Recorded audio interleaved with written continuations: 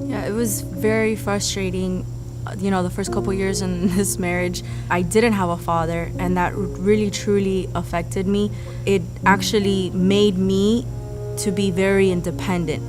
I was independent. I could do it on my own. I could do things on my own. Don't tell me what to do because I know what I'm doing, especially from men. Her father not being in the picture, she wanted that affirmation, that love. And me, I came from a home that was Christian, but there was a lot of verbal abuse at times. And that caused rebellion in my life. That caused for me to be independent. It was really bad. It was a miserable marriage, to be honest with you. He would do everything, avoid, to try to come to the house. Whatever it took not to come home.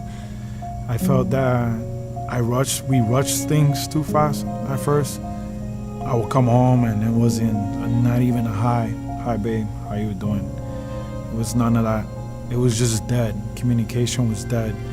Affection was dead. I gave up. I completely gave up. I didn't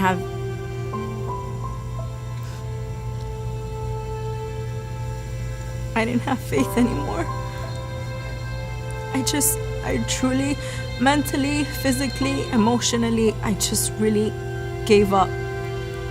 I just thought that, let me grab my kids and I could do this on my own, because that's what I saw my mom do, so I was like, I'm not gonna do it anymore. And this whole time that we were going through our problems, we were still coming to church. It felt kind of a mirage, because we would come to church and we looked like the most awesome couple together, and we looked so happy and unified and everything.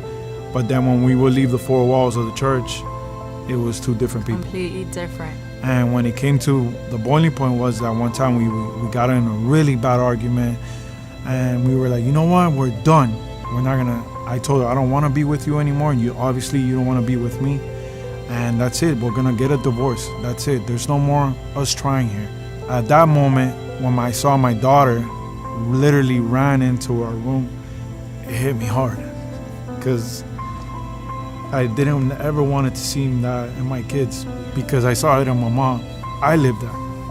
When I saw my son, I saw my daughter like that, I was like, this can't happen, because I can't just quit like that. And it came to a point that I went to my mentor and I said, look, I see that there's no way out. So then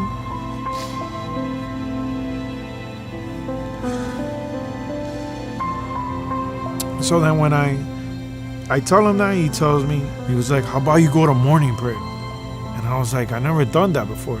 He was like, you got nothing to lose, just try it.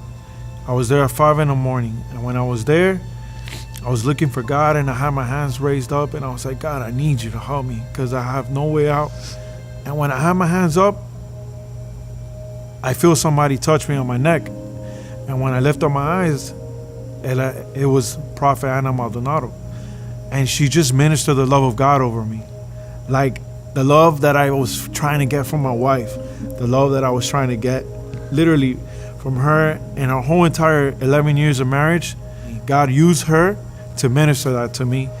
And then that's when I started seeing a change in me first, because I always wanted to see her change first. Yeah. But God wanted me to change first, because I was the head of the household. I wasn't acting in my function.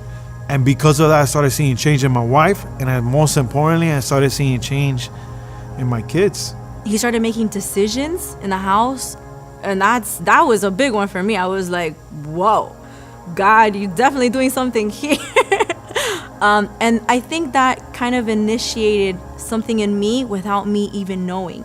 And I truly know that it was his prayers as the man of the house, as the priesthood, him affecting me is something pure. I'm able to really love him how God loves him, even through his failures and his, whatever it is that he may fail in, his weaknesses or whatever, and I still truly love him. Sorry. I didn't respect him before, and now I have the biggest, most admiration even for him.